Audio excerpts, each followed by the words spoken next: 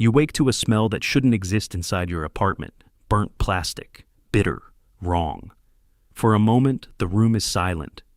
Then the smoke alarm erupts down the hallway, sharp and metallic, bouncing through the walls like an emergency siren trapped indoors. When you open your bedroom door, the corridor is already changing. A low gray haze slides along the ceiling, thickening by the second. The air feels warmer than it should, heavier. You take one breath, then another. The second one makes you cough. Your eyes begin to sting. In most residential fires, the flames aren't what kill people. It's the smoke. Your brain moves faster than the facts. Find water, find tile, find a door you can close. The bathroom is only a few steps away. Tile walls, running water. One small room you can seal. It feels controlled, protected, logical. But in an apartment fire, sealing yourself inside the smallest room doesn't always keep the danger out. Sometimes it concentrates it. And the bathroom you just closed behind you may already be turning into something else. A gas chamber. The instinct feels logical. But in an apartment fire, what moves through the building isn't just visible smoke. It's a drifting mix of hot gases, carbon monoxide, thinning oxygen, fine soot, quietly pushed through hallways, vents, and hidden shafts by pressure you never see. And once that air enters a sealed room, it doesn't just pass through. It begins to collect. When people imagine dying in a fire, they imagine flames entering the room, walls burning, heat closing in. But inside most buildings, the first real threat isn't the fire itself. It's the atmosphere the fire creates. As furniture, wiring, plastics, and insulation burn, they release a thick mixture of gases and microscopic particles. One of the most dangerous is carbon monoxide. It slips into your bloodstream through the lungs and binds to hemoglobin far more easily than oxygen does.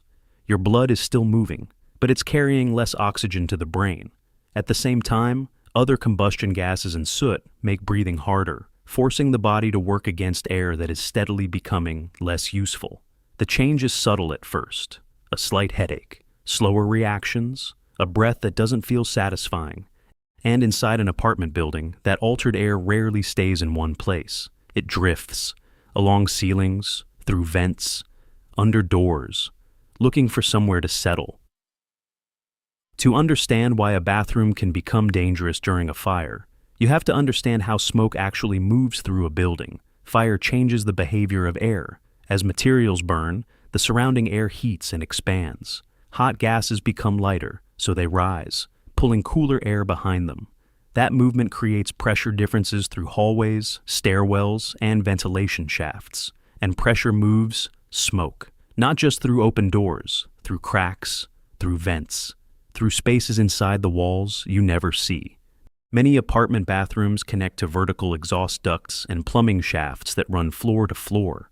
Under fire conditions, those narrow channels can begin acting like chimneys, carrying smoke and hot gases through the building faster than most people expect. At the same time, the air itself is changing. Fresh oxygen is gradually displaced by smoke and combustion gases like carbon monoxide. The room may not look dramatically different, but each breath carries slightly less usable oxygen. Here's the paradox. Closing a door can slow flames.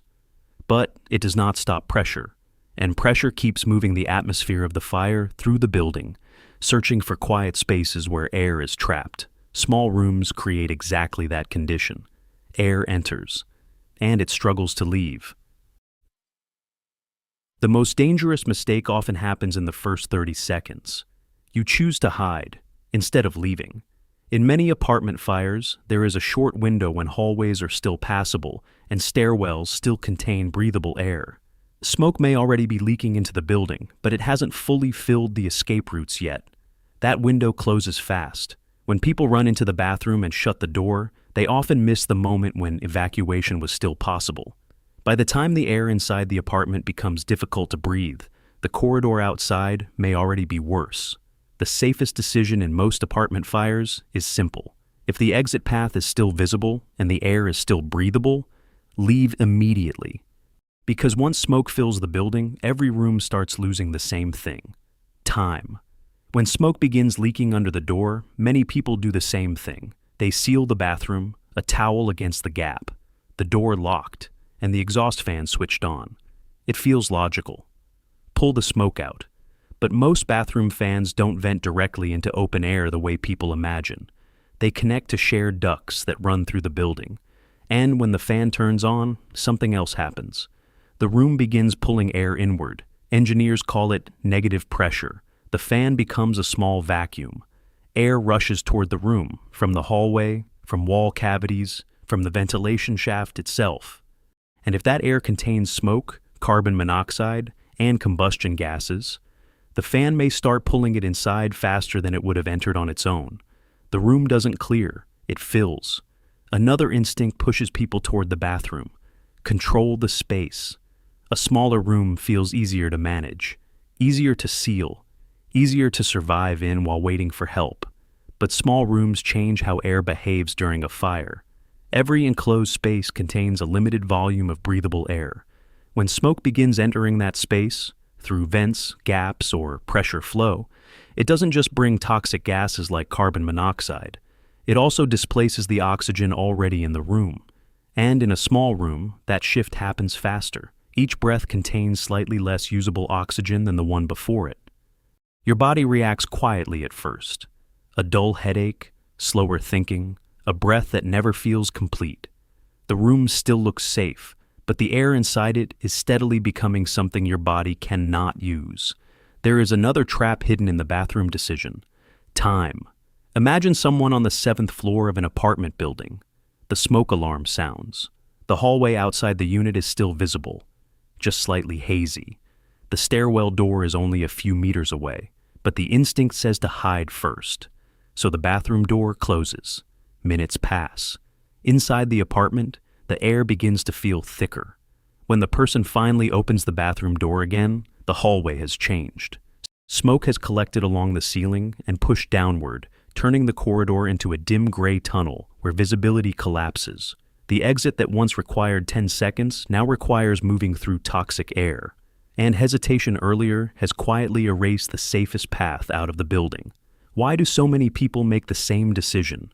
Because fire triggers a very old survival response. The moment alarms sound and smoke appears, the body releases adrenaline and cortisol. Heart rate climbs, breathing accelerates. The brain stops scanning for complex solutions and starts searching for the fastest form of shelter. Somewhere close, somewhere contained.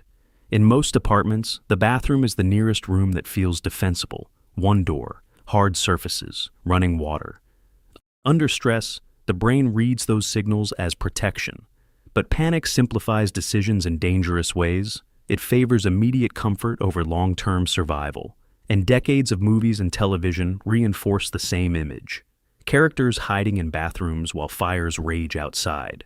The instinct feels familiar, but fires inside modern buildings don't behave like scenes written for film. And panic has a quiet habit of guiding people toward the room that feels safest. Not the one that actually is. Once toxic smoke begins changing the air you breathe, the body starts losing small abilities first. Thinking slows. Simple decisions take longer. Carbon monoxide quietly interferes with oxygen delivery to the brain, and the result often begins with subtle confusion. People misjudge distances. They underestimate how quickly the air is worsening. Then coordination begins to fade. Hands feel clumsy. Balance shifts. Vision narrows. At this stage, the most dangerous change is not physical. It's cognitive. Because the moment you most need to make a clear decision, move, escape, signal for help, your brain may already be losing the ability to recognize how urgent that decision has become. Apartment fires rarely kill with flames first. They change the air. Smoke moves through pressure, shafts, and cracks you never notice in daily life. It spreads through buildings quietly, long before the fire reaches your door. And once that atmosphere begins filling enclosed spaces, survival becomes a race against the air itself. The bathroom may feel protected, but small sealed rooms can change how that air behaves, sometimes concentrating it. The principle is simple. In a fire, you are not escaping flames. You are escaping the atmosphere the fire creates. If this warning reached you today, share it. Someone else may still believe the bathroom is the safest place to hide. And ask yourself one question.